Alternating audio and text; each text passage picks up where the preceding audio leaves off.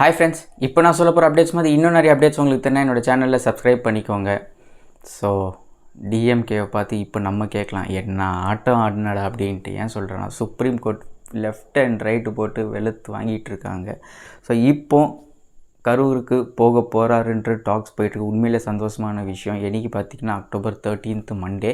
ஒரு சில கண்டிஷன்ஸ் விஜய் அண்ணா போட்டிருக்காரு. எப்படின்னா, நான் போகிறப்போ க்ரௌட் இருக்கக்கூடாது, 0 க்ரௌட் கண்ட்ரோலாக இருக்கணும், எனக்கு அடிஷ்னல் நிறையா போலீஸ் வேணும், அண்ட் அது மட்டும் இல்லாமல் மிலிட்ரி பர்சனல்ஸ் கொடுத்தாங்கன்னா ரொம்பவே நல்லாவாக இருக்கும். திருச்சி ஏர்போர்ட்லேருந்து அந்த கரூர் ஃபேமிலி போகிற வரைக்கும் எனக்கு கரெக்டாக கரூர் ஃபேமிலி பார்க்குற ஒன்லி அந்த ஃபேமிலி மெம்பர்ஸ் மட்டும்தான் பார்க்குற மாதிரி இருக்கணும், அவுட் சைடர்ஸ் யாருமே பார்க்குற மாதிரி இருக்கக்கூடாதுன்னு சொல்லியிருக்காரு.